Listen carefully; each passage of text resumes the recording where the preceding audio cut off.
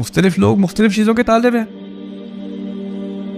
تو ہوتا یہ ہے کہ ہم کسی نہ کسی چیز کے پیچھے پڑ جاتے ہیں, مجھے یہ چاہیے, مجھے یہ چاہیے, مجھے یہ چاہیے, پھر وہ ملتی نہیں ہے.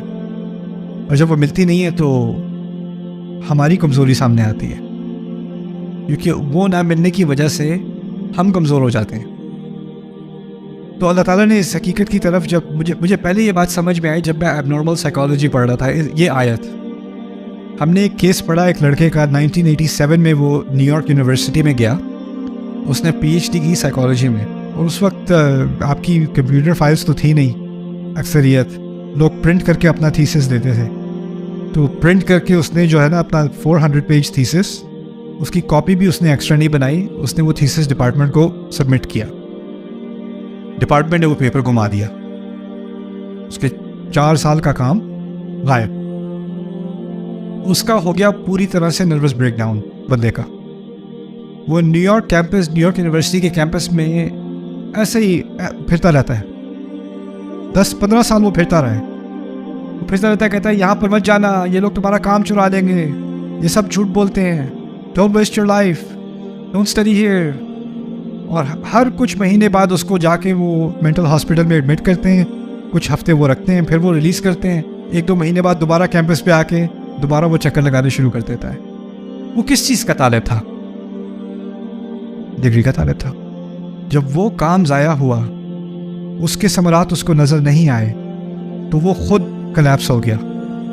مطلوب خود چیز وہ ایسی کمزور تھی کہ وہ غائب ہو جائے, اور جب وہ مطلوب غائب ہوئی تو اس کی کمزوری بھی سامنے آ گئی. ضعف الطالب والمطلوب. یہاں کہا یہ جا رہا ہے کہ جب تک میں اور تم کسی کمزور چیز کے پیچھے بھاگیں گے تو ہم بھی کمزور ہی رہیں گے. بات یہ سمجھائی جا رہی ہے. ضعف الطالب, تم لوگ جھوٹے خداؤں کے پیچھے بھاگتے ہو, وہ خدا خود کمزور ہیں, ایک مکھی کا سامنا نہیں کر سکتے, تو پھر اس کی وجہ سے تم خود کمزور ہو. اور اس سے بات ایک مزید بتائی کہ بتوں کی صرف بات نہیں ہے, جس چیز کو بھی تم اپنے سامنے رکھو گے اور کہو گے مجھے یہ چاہیے, اور اس کو تم نے اتنا زیادہ فوکس کر دیا اپنا کہ اور تمہیں کچھ نظر ہی نہیں آ رہا, تو پھر جب وہ چیز تمہارے سامنے نہیں ہوگی تو تمہارے اندر کیا رہ جائے گا؟ آج کل کیا ہو رہا ہے, بہت سارے لوگوں میں اتنی زیادہ شدید ڈپریشن آ رہی ہے. If I don't marry her, I will die. Yeah, if he leaves me, I will be dead. اس قسم کی ذہنیت کیا ہے؟ ضعف الطالب والمطلوب.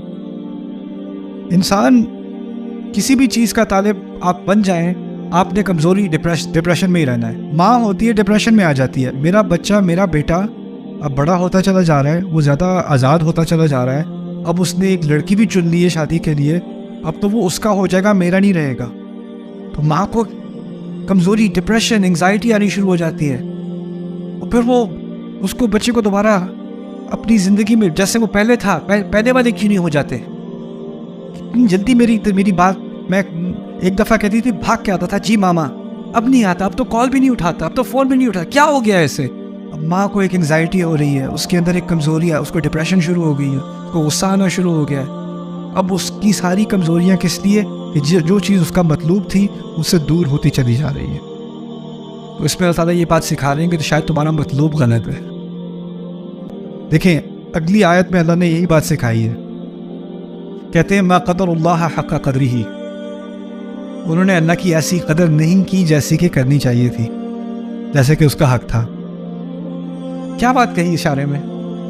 تم ہر کمزور چیز کے پیچھے بھاگتے ہو, تمہیں بھاگنا چاہیے تھا کس کے پیچھے؟ اپنے رب کے پیچھے. اپنے رب کے پیچھے بھاگتے, رستے میں نعمتیں آتی, رستے میں مشکلات بھی آتی, کبھی کبھی وہ نعمتیں تمہارے ہاتھ سے نکل جاتی, کوئی بات نہیں, وہ میرا مطلوب نہیں تھی, وہ نعمتیں تھیں, ان نعمتوں کا میں شکر گزار ہوں, میرا مطلوب میرا رب ہے. رستے میں نعمتیں آئیں گی, وہ میرا مطلوب نہیں بن جائیں گی. ان چیزوں کو میں ان کو پسند بھی کروں گا, ان سے محبت بھی کروں گا, لیکن وہ میرا فائنل مطلوب نہیں ہے. یہ نعمتیں انسان کی نعمت, اولاد کی نعمت, والدین کی نعمت, زوج کی نعمت, دوستوں کی نعمت, پیسوں کی نعمت, رشتوں کی نعمت, یہ ساری نعمتیں جو ہے نا, یہ نعمتیں ہیں, لیکن یہ مطلوب نہیں ہے, یہ اصل گول نہیں ہے. یہ آئیں گی اور یہ جائیں گی. کہ ان چیزوں کو ہم نے ایک حد تک ان سے محبت ہوتی ہے, لیکن ان سے جدائی بھی جو ہے نا وہ ہماری وجود کی انتہا نہیں ہوتی, کہ یہ نہیں ہوگی تو ہم برداشت نہیں کر سکیں گے. کچھ جی نہیں پائیں گے۔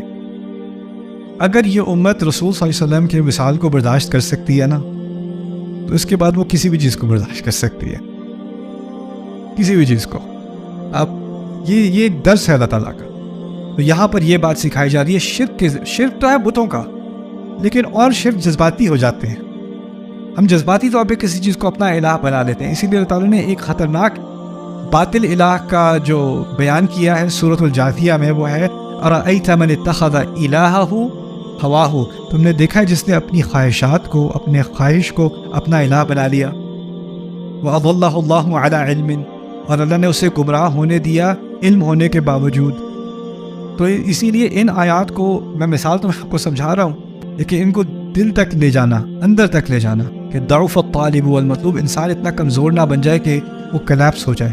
اور پھر اگلی آیت میں کہا انہوں نے اللہ کی قدر نہیں کی جیسے انہیں کرنی چاہیے تھی۔ ان اللہ قوی عزیز، اللہ قوی ہے۔ دیکھا اس آیت میں ہمیں کمزور بتایا، اگلی آیت میں اللہ کو قوی بتایا۔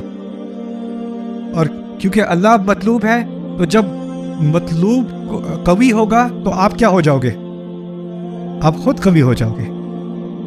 اگر آپ کا مطلوب ضعیف ہے تو آپ خود ضعیف ہو، اگر آپ کا مطلوب قوی ہے جو کہ اللہ ہے، آپ قوی ہو جاؤ گے۔ اللہ تعالیٰ ہم سب کو، ہمارے دلوں میں اللہ کو خود کو مطلوب بنائے اپنا۔